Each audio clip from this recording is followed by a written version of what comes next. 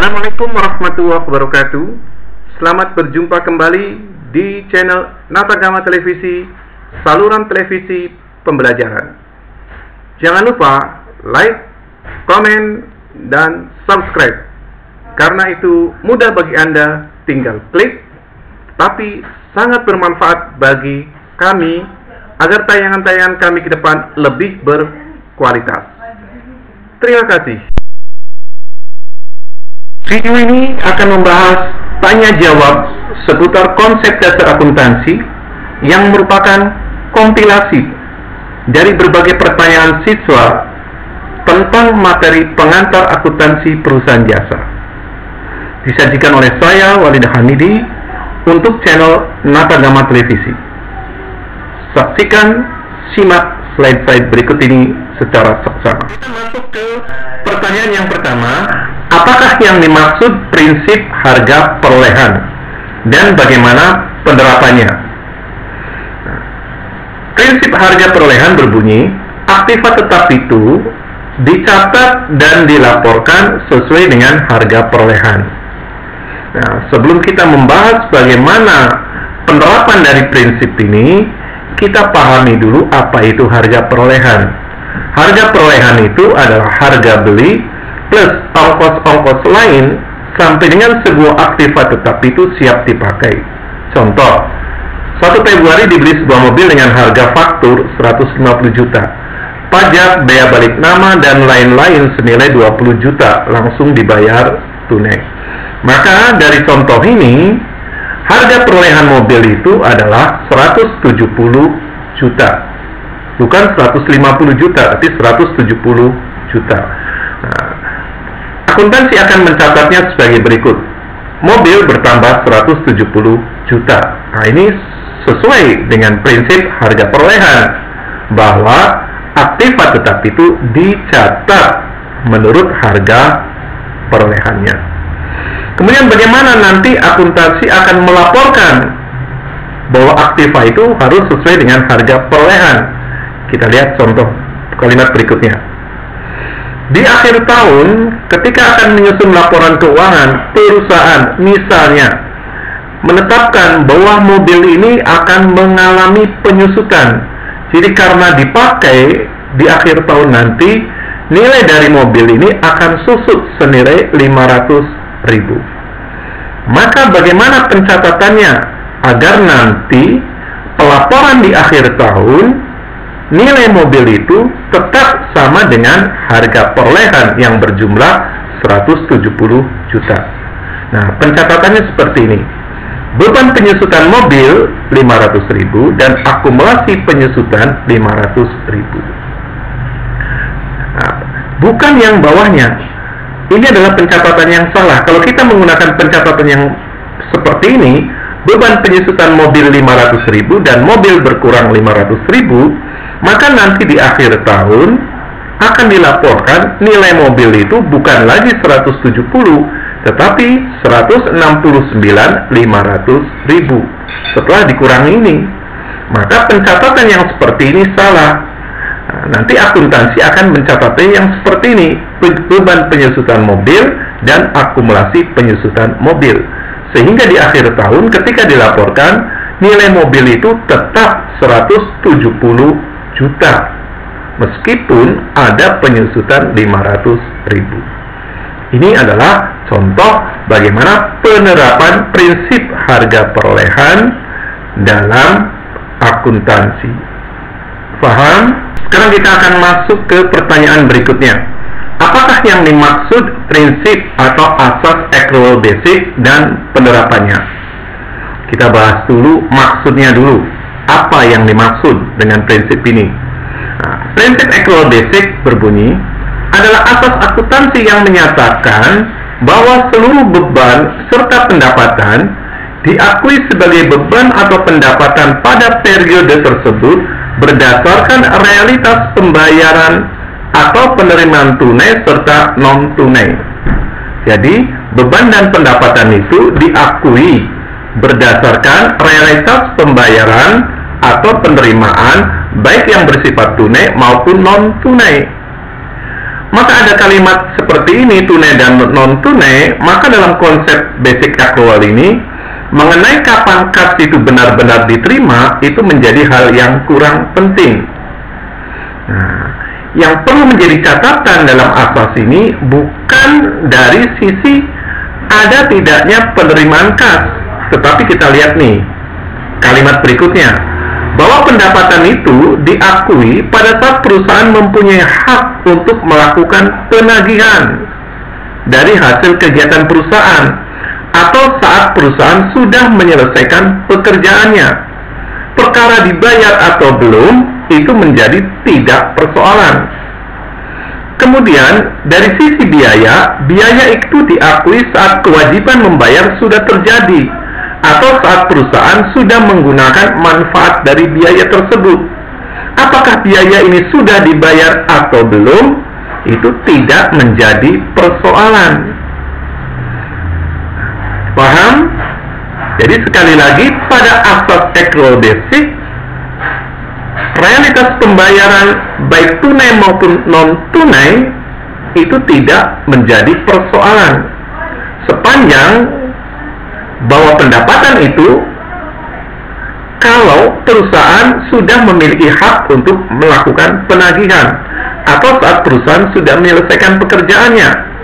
Dari sisi biaya sudah diakui sebagai biaya kalau perusahaan sudah menggunakan manfaat dari biaya tersebut. Jadi sekali lagi, kapan kas benar-benar diterima menjadi hal yang kurang penting pada asas ini. Bagaimana penerapannya? Kita lihat contoh berikutnya. Contoh penerapan asas accrual basic. Berikut ini adalah transaksi dari usaha servis AC Harapan. Tanggal 5 Maret diselesaikan pekerjaan jasa servis untuk Tuan Ujang senilai 150.000 langsung dibayar tunai. Tanggal 8 Maret, servis AC Harapan menyelesaikan order perbaikan instalasi udara dari PT Mie Sedap senilai 3 juta yang akan dibayar 2 bulan ke depan.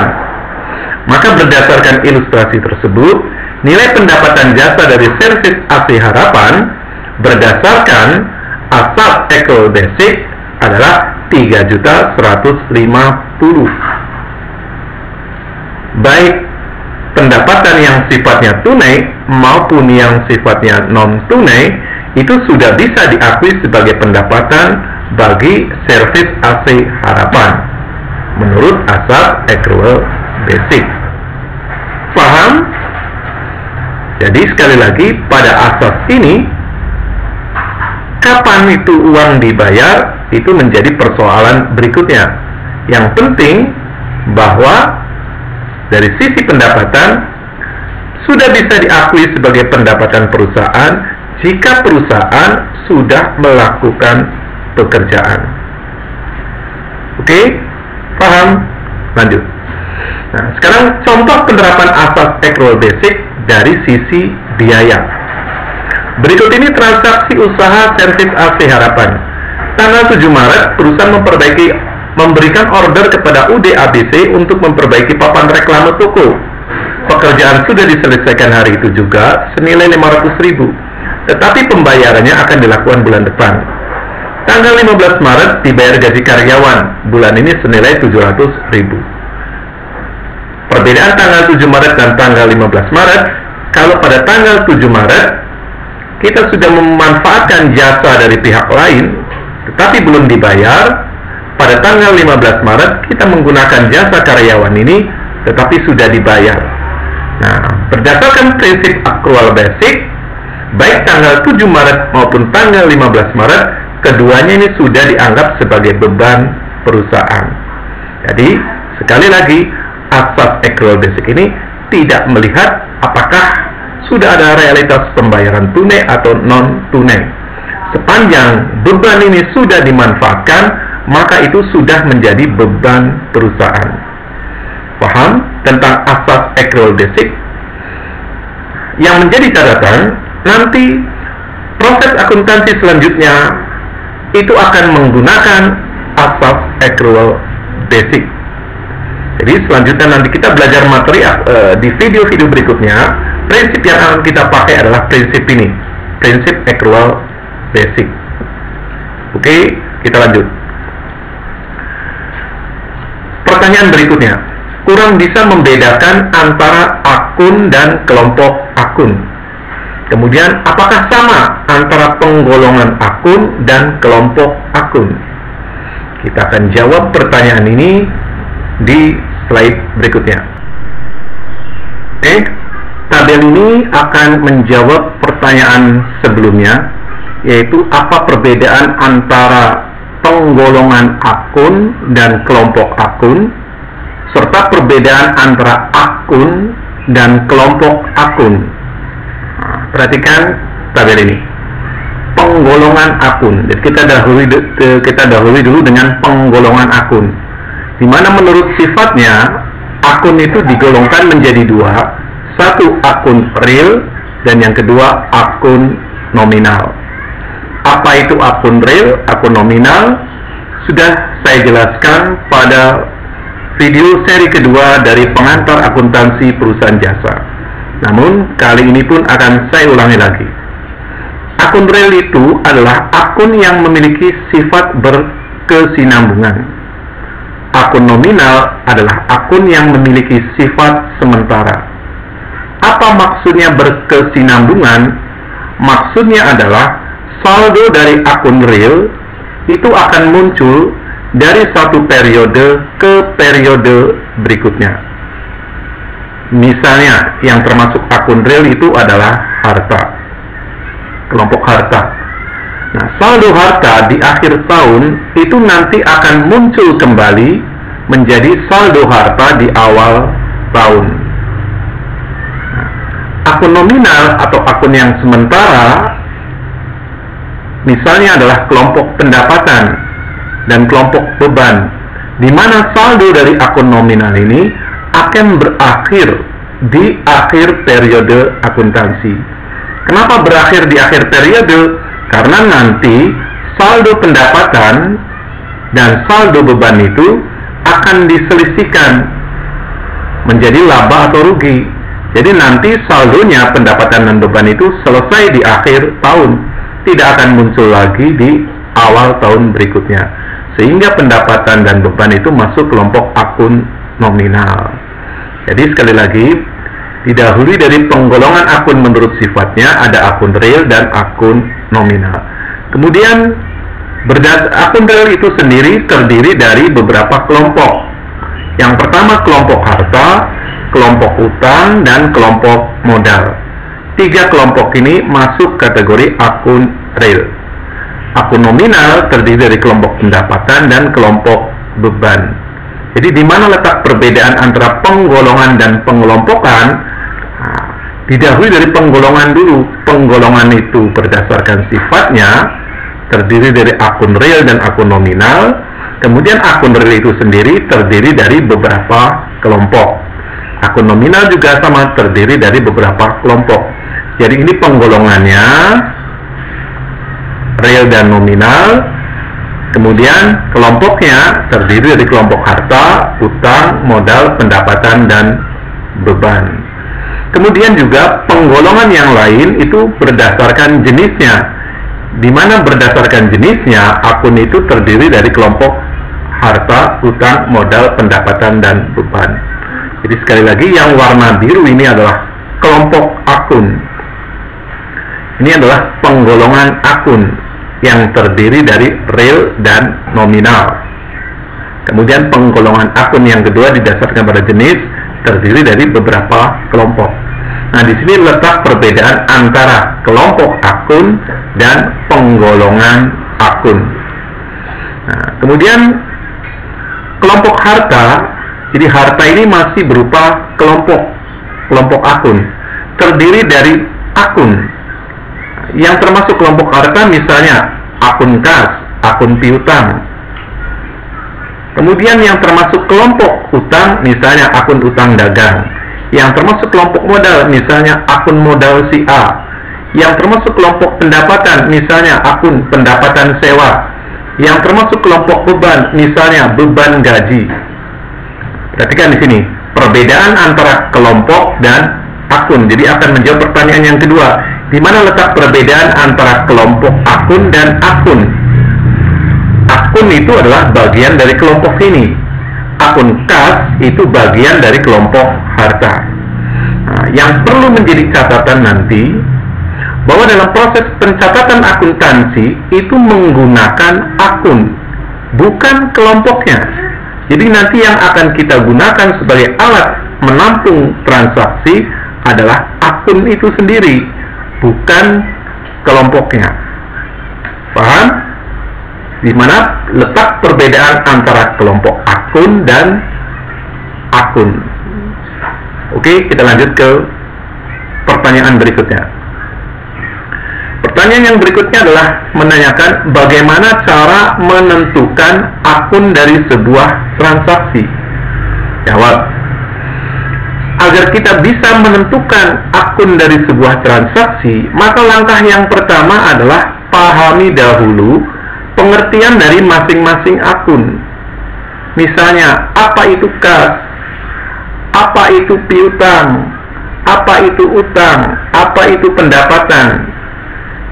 Pahami dulu ini pengertian dari akun, masing-masing akun ini, karena akun itu adalah alat yang nanti akan kita gunakan untuk mencatat sebuah transaksi. Tanpa kita memahami apa itu pengertian masing-masing akun, kita nanti tidak akan mungkin bisa menggunakan alat ini dalam mencatat sebuah transaksi. Jadi sekali lagi, langkah yang pertama adalah pahami dulu pengertian dari masing-masing akun. Itu adalah dasar yang pertama, dasar utama untuk nanti kita bisa menganalisa sebuah transaksi. Nah, saya kasih contoh seperti ini. Perusahaan menyelesaikan jasa pekerjaan reparasi senilai 200.000 akan dibayar minggu depan. Maka apa akun yang akan kita gunakan? Kita akan kebingungan nanti menggunakan akun apa kalau kita tidak lebih dahulu memahami pengertian masing-masing akun ini. Menyelesaikan itu bukan nama akun. Oh, perusahaan itu juga bukan nama akun. Reparasi bukan nama akun. Nah, kalau kita sudah memahami nama-nama akun ini, pengertian macam-macam akun ini, maka akan kita ketahui bahwa kalau menyelesaikan pekerjaan jasa itu berarti menggunakan akun pendapatan. Ada kalimat akan dibayar minggu depan. Oh, berarti nanti akan menggunakan akun piutang. Nah, kita bisa menentukan penggunaan akun itu kalau kita sudah memahami nama-nama atau pengertian masing-masing akun itu sendiri. Jadi sekali lagi, kamu cermati lagi seri video yang kedua dari pengantar akuntansi perusahaan jasa, karena disitulah dasarnya, dasar nanti kita untuk bisa melakukan analisa sebuah transaksi.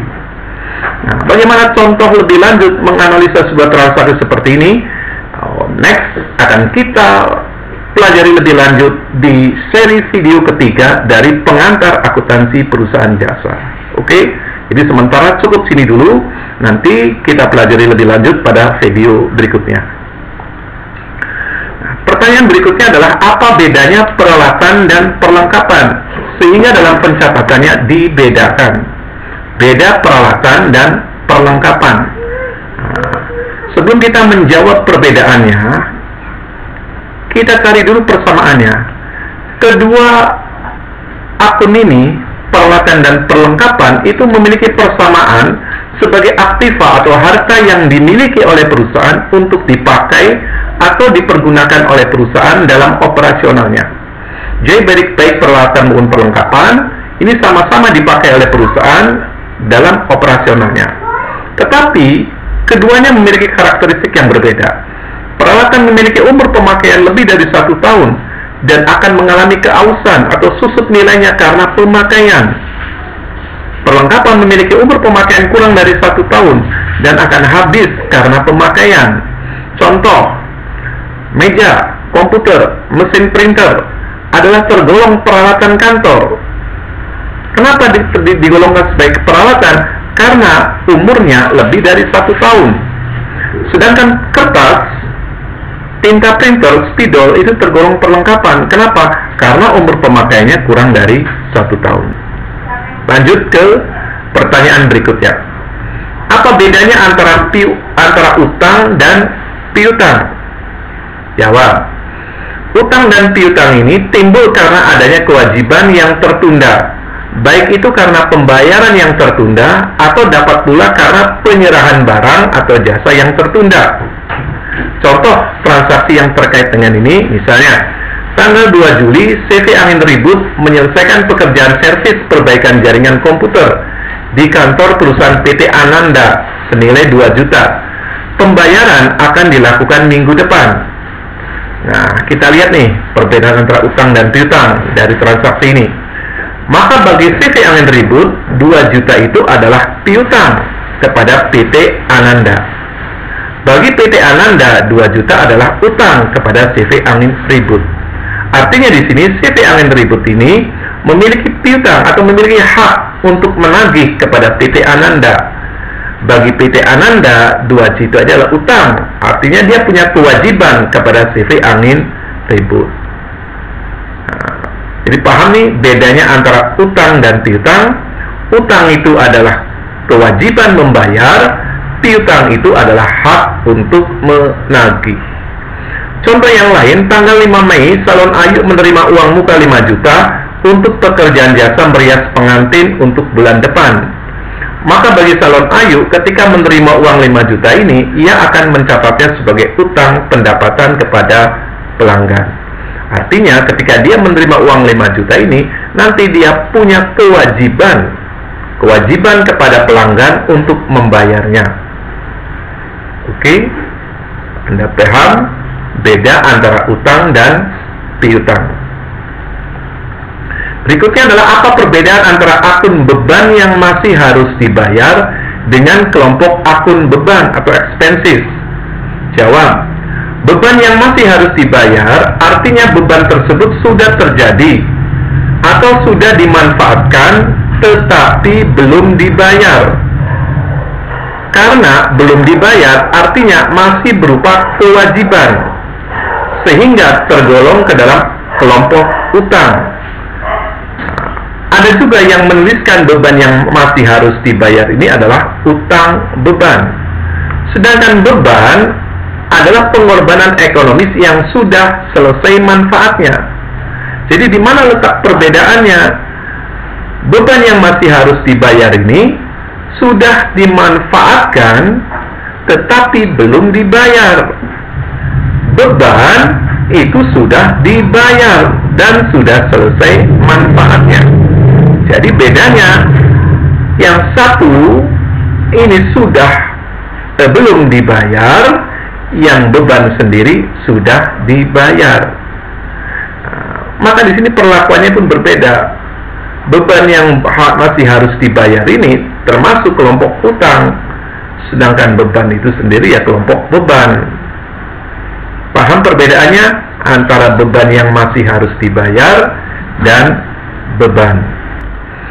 Pertanyaan selanjutnya, mengapa ada perbedaan antara istilah biaya dan beban? Dalam kehidupan sehari-hari kita kadang-kala menyamakan antara biaya dan beban. Padahal keduanya dalam akuntansi ini memiliki sifat yang berbeda. Sehingga akuntansi membedakan antara biaya dan beban. Nah, ini pertanyaannya, padahal keduanya sama-sama mengeluarkan uang. Oke, betul, sama-sama mengeluarkan uang, tetapi memiliki karakteristik yang berbeda. Kita bahas terlebih dahulu biaya. Biaya atau nih, kata lain dari biaya itu adalah beban yang dibayar di muka. Dibayar di muka. Artinya dibayar terlebih dahulu sebelum kita memanfaatkannya. Nah, maka kalimatnya dibayar di muka. Pengertiannya adalah pengorbanan ekonomis yang memiliki manfaat di masa depan. Pengorbanan ekonomis yang masih memiliki manfaat di masa depan. Kita mengeluarkan sesuatu, mengorbankan uang sekarang, tapi manfaat dari pengeluaran itu masih dirasakan di masa depan, atau di situ melebihi satu periode akuntansi. Oke? Pengeluaran yang masih memiliki manfaat di masa depan atau melebihi satu periode akuntansi. Itu adalah pengertian dari beban. Nah, karena masih memiliki manfaat di masa depan, artinya pengeluaran ini masih memberikan manfaat kepada perusahaan, maka beban yang masih harus dibayar ini tergolong kelompok harta. Apa bedanya antara biaya atau beban yang dibayar di muka dengan beban? Nah, ini bebannya aja nih, bukan beban yang dibayar di muka, tapi beban. Beban itu adalah pengorbanan ekonomis yang sudah selesai manfaatnya, sehingga di sini masuk dalam kelompok beban. Ini maaf ya, tanda panahnya ini bergeser. Nah, jadi pengorbanan ekonomis yang sudah selesai manfaatnya. Jadi apa bedanya antara biaya dan beban? Biaya itu kalau pengorbanan ekonomis ini masih memiliki manfaat ke depan. Beban kalau pengorbanan ekonomisnya ini sudah selesai manfaatnya. Di situ letak perbedaan antara biaya dan beban. Karena ada beda karakteristik, maka akuntansi memperlakukannya secara berbeda pula. Contoh, tanggal 1 Oktober dibayar sewa gedung 12 juta untuk 1 tahun. 1 Oktober dibayar sewa gedung 12 juta untuk 1 tahun. Maka manfaat dari pengeluaran uang 12 juta ini akan melebihi satu periode akuntansi. Artinya, kalau kita menghitung dari Oktober untuk 1 tahun akan jatuh di September tahun depan. Nah, sehingga melebihi satu periode akuntansi.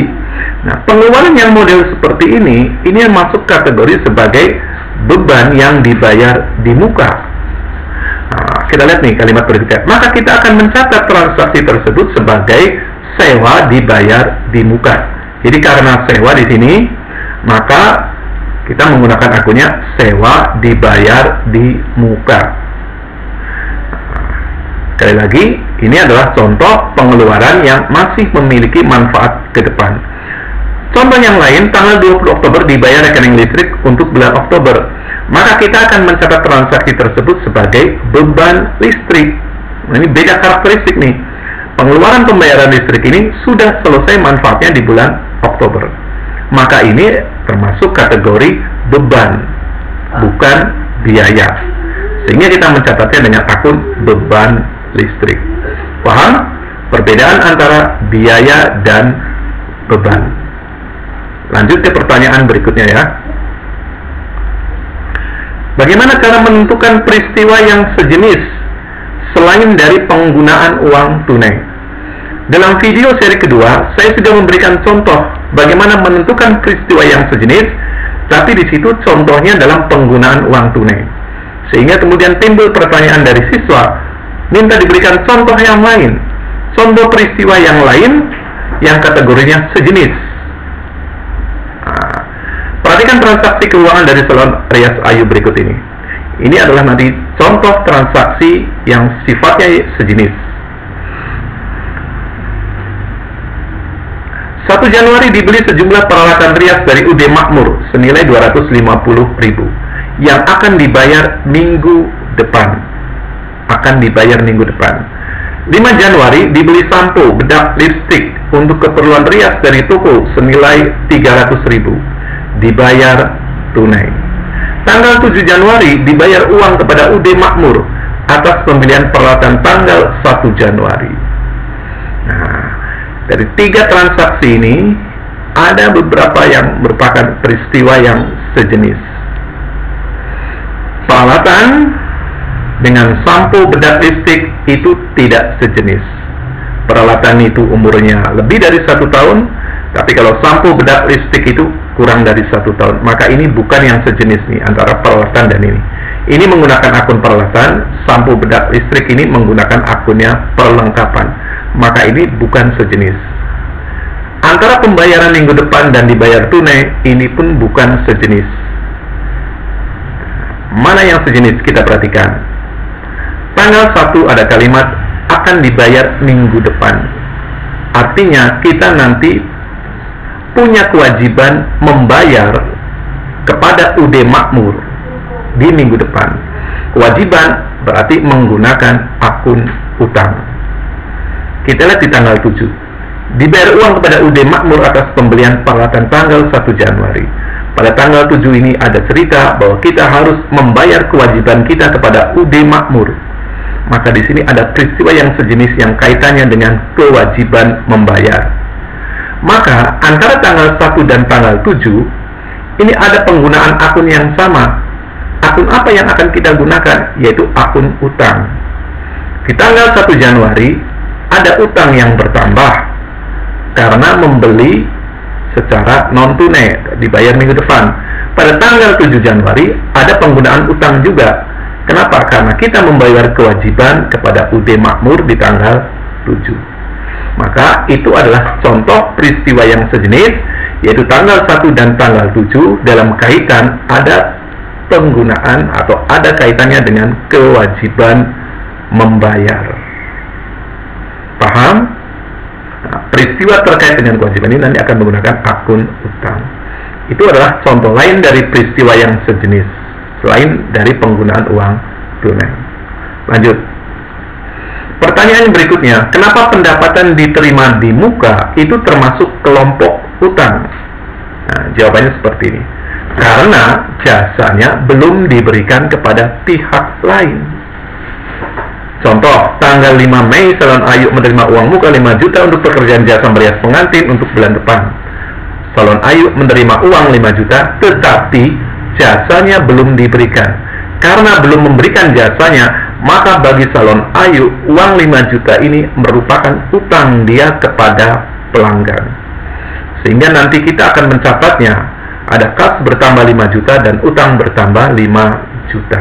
Itu alasan kenapa pendapatan diterima di muka itu termasuk kelompok utang. Jawabannya karena jasanya belum diberikan. Pertanyaan berikutnya, apakah hutang hanya dapat dibayarkan dengan uang atau bisa dibayar dengan barang atau dengan yang lain? Jawabannya, utang itu bisa dibayar dengan uang, bisa pula dibayar dengan barang, atau bisa pula dibayar dengan jasa. Contoh, tanggal 5 Mei Salon Ayu menerima uang muka 5 juta untuk pekerjaan jasa merias pengantin untuk bulan depan. Maka ketika pertama kali kita mencatat tanggal 5 Mei ini seperti ini, kas bertambah 5 juta dan utang bertambah 5 juta. Nah, utang ini dibayar oleh Salon Ayu bukan dengan mengembalikan uang 5 juta ini, tetapi dengan apa dibayar? Dengan memberikan jasa kepada pelanggan. Artinya, pada contoh kasus ini, utang itu bisa dibayar dengan pemberian jasa. Paham? Jadi tidak harus utang itu dibayar dengan uang. Lanjut. Jadi, sekali lagi inilah pesan dari Kinatagama. Kuasai konsep-konsep dalam akuntansi. Karena itu adalah kompetensi dasar sebelum kita praktik untuk menganalisa dan mencatat transaksi. Di video seri berikutnya, kita akan belajar bagaimana menguliti transaksi keuangan. Agar kita bisa mengupas dan menguliti, maka kuasai dulu alatnya. Alatnya apa? Pahami dulu konsep-konsep dasar dalam akuntansi. Anda pahami dulu tuh apa akun, termasuk kelompok apa akun ini.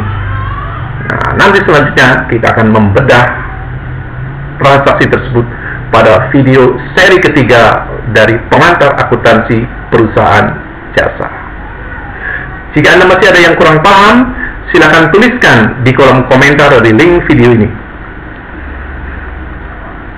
Terima kasih Anda sudah menyaksikan video ini. Jangan lupa subscribe, like, komen, dan share. Karena itu sangat berarti bagi kami. Wassalamualaikum warahmatullahi wabarakatuh.